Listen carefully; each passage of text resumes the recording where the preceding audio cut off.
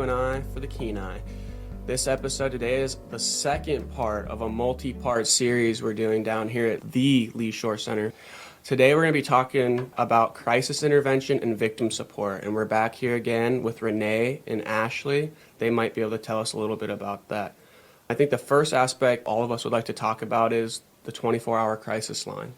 Yes, thank you. We do a 24-hour crisis line. It is available and staffed by professional advocates 24 hours a day, 7 days a week, 365 days a year. That crisis line is 283-7257. And this is when someone is in the middle of crisis, and it can be a variety of crises that individuals may have going on, to give us a call and let one of them advocates talk with you. And maybe sometimes it may not be a situation where we can help you immediately, but we're going to find that resource that can help you immediately if we're not it. And there's a lot of aspects within that 24-hour crisis line that are really nice components of it. You offer transportation services. We have limited transportation. We have a vehicle that is available during business hours. Okay. But we don't have the ability to do transportation. Well, 24 law hours. enforcement will bring individuals to the shelter if they need the transportation to get there. Generally, they will assist in bringing clients to the center. I know they have some taxi vouchers that sometimes they can use to assist with transportation, but we know that that's one of the biggest barriers in our community right now is access to transportation. And as people access the crisis line, can you kind of tell us, is there, you call and there's somebody on the other line? Is that a peninsula or is that like a nationwide thing? Like, is this staffed by, LeeShore staff? It will be answered by a The member crisis of the line. LeeShore advocacy. Yeah, it'll be Okay. one of our advocates that will answer. Okay. That's comforting for, for people, especially on the peninsula, to know they're kind of Yeah, it's someone talking to local somebody who's that going to know kinda local knows. resources and has that research and information. Okay. And that's 283-7257, 24 hours a day. It would be nice if crisis never occurred. That's not going to happen. It would be nice if crisis only occurred between the hours of 9 and 5, but that doesn't happen. So it's really cool and I think really valuable to the people in the community to know that 24 hours a day, if they need somebody to talk to or they need some help, that they can call the crisis line. Is this accessible to like children and adults, men and women? Who would call? Our advocacy services are available to all. Okay. As well as being able to call, I believe there are also crisis intervention services that people can access by walking in to LeeShore. Absolutely. Even if there isn't anyone in the office, we are always staffed with advocates who are available to help. So it is not uncommon for new clients to come in after hours or in the middle of the night whenever they need to for their safety. So LeeShore for crisis intervention and victim support is there pretty much 24 hours, 365, phone or in person. Absolutely. If you need help. We're there, and we want people to know that we also have services available for men in our community. We realize that there's kind of a stigma around that, and people see it more as services for women, and we're really hoping to deter that. It doesn't matter what your gender is. LeeShore is here to support you. We just aren't equipped at this time to house men. However, our executive director is looking at that as a possibility, which would be great. So just stay tuned for that one. However, we want the gentlemen in our community to know as well that we're there to help you, and there's different ways that you're going to get the same level of advocacy. We just may go at it at a different direction. Yeah. And then we always want to let people know as well that we have translator services, because sometimes okay. that's a barrier to accessing the services that we have. So we have brochures, we have a language service that we call in, and then they interpret the conversation for us and the victim. And you can find all those brochures on your website, can't you? Yes, you If I can. remember correctly. That's really nice that you mentioned that. I think, especially like in a small town here in, Soldotna or Kenai, that language barrier can be really hard on top of these other barriers that victims may encounter. So I think that's a pretty fundamental piece that that is being offered, and it's good that our listeners know that.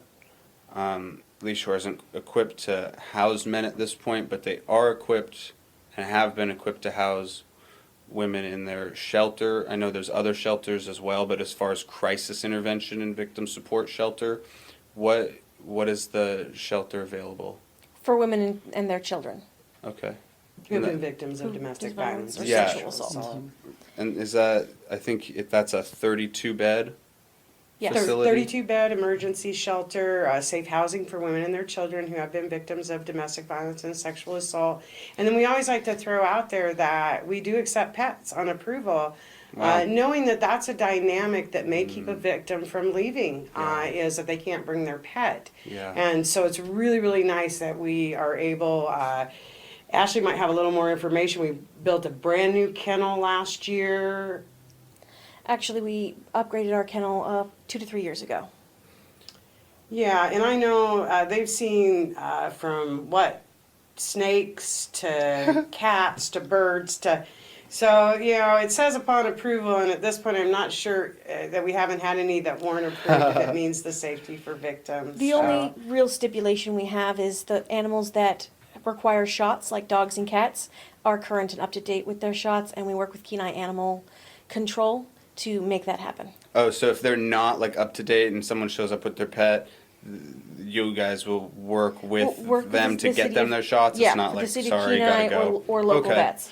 Well, and Okay. that's what's cool about the Yeah. kennel. At least they can be, kind of kenneled until we can make sure that they're safe to be around. Yeah, people and that's other great. animals. That's great. So that's no real barrier there, in fact. Yeah. We have specific rooms designated for folks with animals because of allergy concerns. Mm-hmm. And so it's not, it's not come in and get 6 dogs, but it is available for folks who need to utilize that resource. Would you say, like, on any given day, there's at least one pet that's being housed? Oh, yes. Yeah, or more. And that's really interesting. I took a health psychology course a couple years back, and basically they've done different research around pets and its effects on its owners and stuff. And really, to sum it up, it basically said like having a pet is good for you. I mean, and that was pretty much the bottom line. Like they evaluated it from a ton of perspectives, and everyone was pretty much like, it's good to have a pet, like just across the board. And you think like, oh, this pet's gonna shed, or oh, this pet's gonna pee on my carpet, or oh, this pet this, but like essentially, they controlled for all these other factors, and at the end of the day, like people who had pets were like emotionally and physically happier and had greater well-being.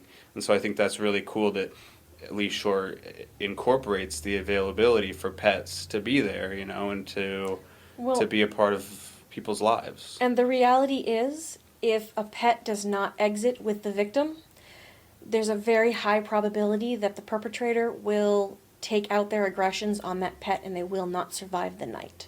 Wow. So we have always allowed animals to come into shelter. We just happened to get a newer, nicer kennel a couple of years ago. But yeah, it is a major hindrance for folks trying to escape if they can't feel secure that their animals are going to be okay. And I don't believe there's many shelters across the state that do accept animals. We're kind of, There's a handful now. yeah, the few. And I'll say LeeShore was probably one of the first to say, look, this is a key component to helping victims leave. As far as people that are navigating some of these difficulties and they're getting into the shelter, they're calling the crisis line. If people have, immediate legal needs, I think that there is legal advocacy that LeeShore can offer. Can you tell us about that? Yeah, all of LeeShore advocates are trained to assist survivors of domestic violence and sexual assault with the justice system.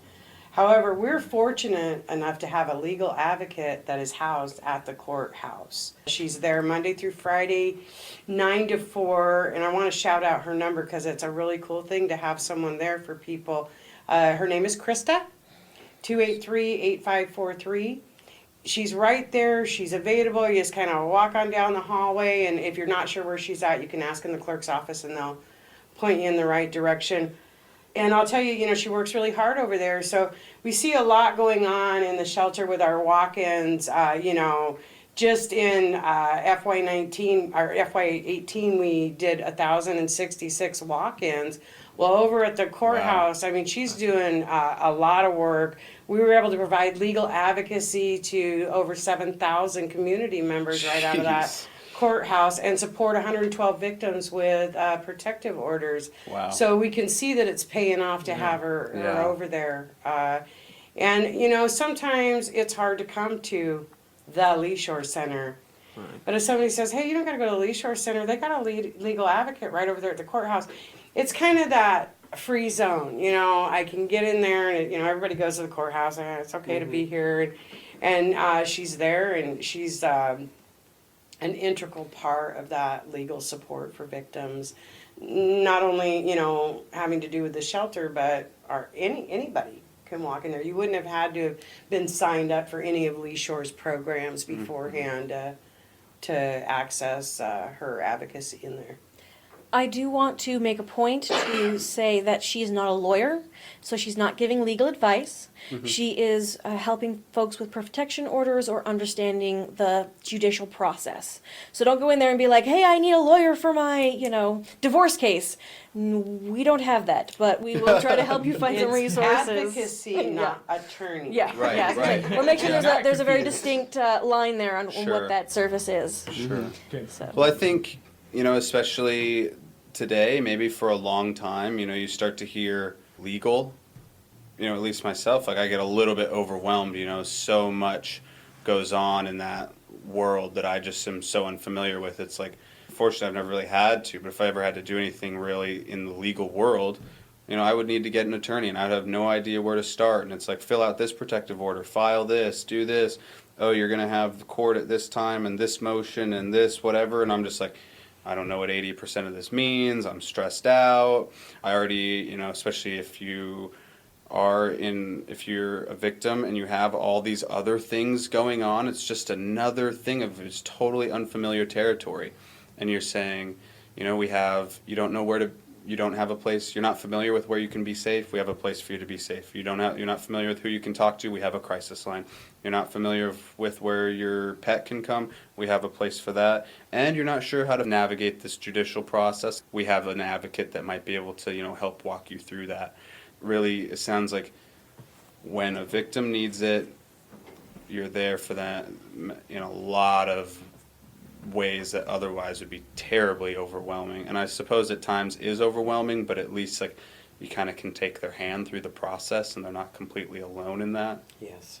Well, and it sounds like a lot that you want the only barrier for someone to have to overcome is going out and doing it. But the rest, if you can make that as easy and convenient as possible, I think that approach is perfect because, you know, when you're trying to do something that's very emotionally difficult, the last thing you want is have a bunch of complex things you don't understand, you know, all coming at you from different directions and trying to maneuver that and figure that out on your own. I think it's really great what you guys are doing and really distilling it down. So it's like, hey, you just got to make this choice and we'll really help you with the rest. But that's it. You know, you just have to make the choice. You have to, you know, be there. I think that's, you know, important. And I think people need to understand that a lot of times victims go back. Because it's so overwhelming. I've got all of this stuff coming at me, and I'm in this communal living situation, and all this legal stuff that I need to sort through, and it just would be easier.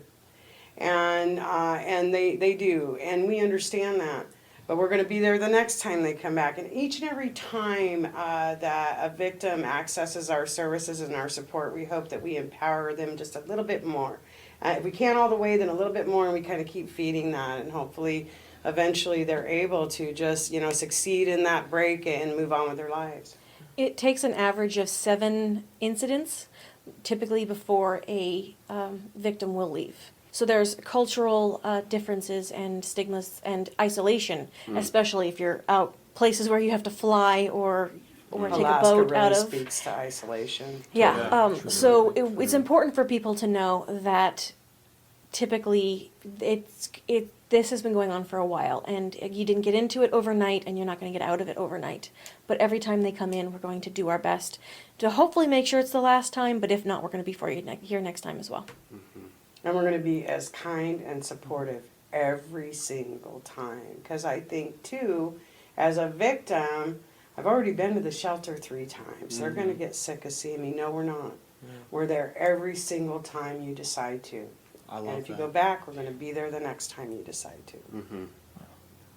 And I think that speaks volumes to understanding when victims or people in those situations hear that.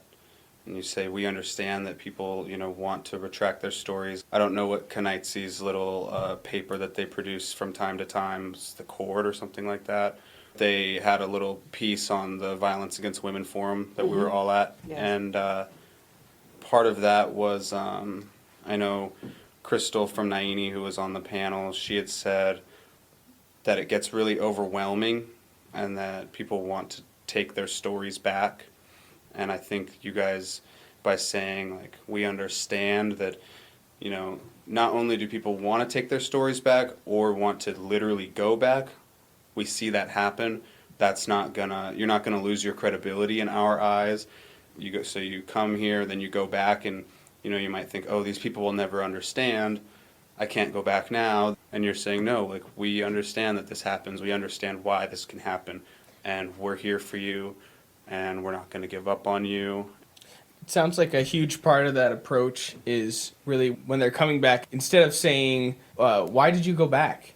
Or What took you so long? Exactly. Yeah. Like instead of saying that, your approach is, thank goodness you're back. We're so glad to see you. We want what's best for you. And to really keep that in mind instead of an accusing of, oh, really, you fell into the same trap. It's, we understand that you are struggling, and just please let us be there for you. And I think that's it's a really beautiful thing. It's a really great approach to people who are hurt.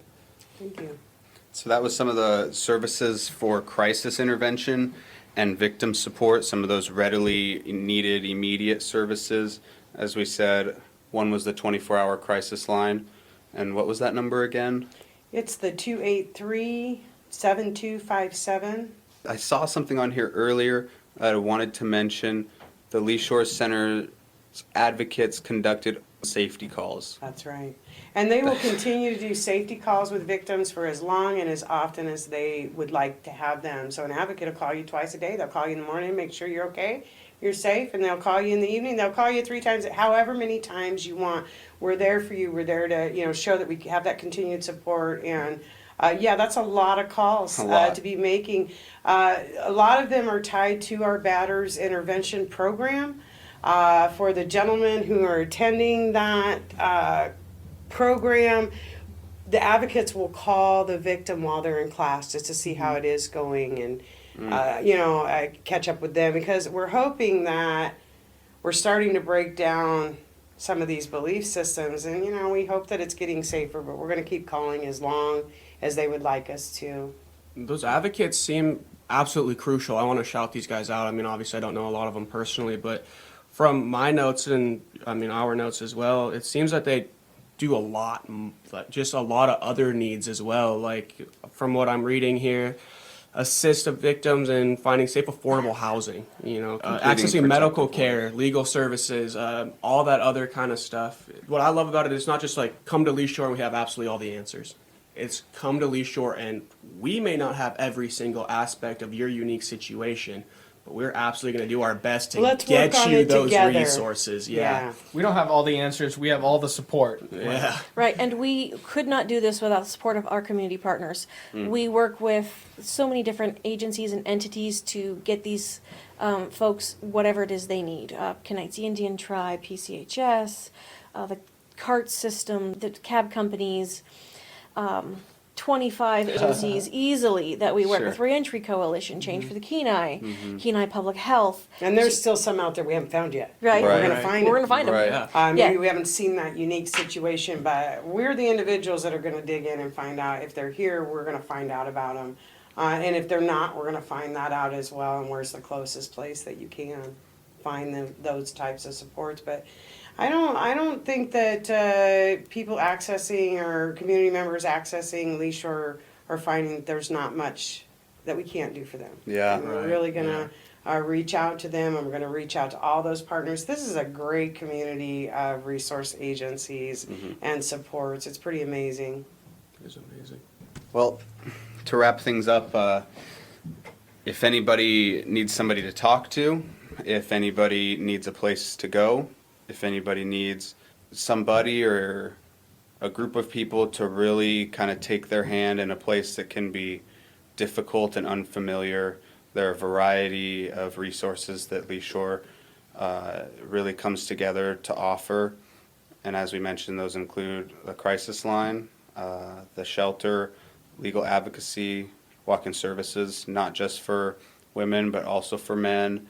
Thank you so much for letting us, kind of hear about all of these different resources, and we would encourage people to, if you're in need, to reach out, but also, let your community members know that these services are available, even if you don't think necessarily that they might need them. As we talked in an earlier podcast, like 52% of women, have experienced violence on the peninsula in their lifetime. So even if you think like it's not a common thing, that's 52% is quite a bit. So thank you so much. This is Eric and Aaron and Kobe and Renee and Ashley with the LeeShore Center, you and I for the Kenai.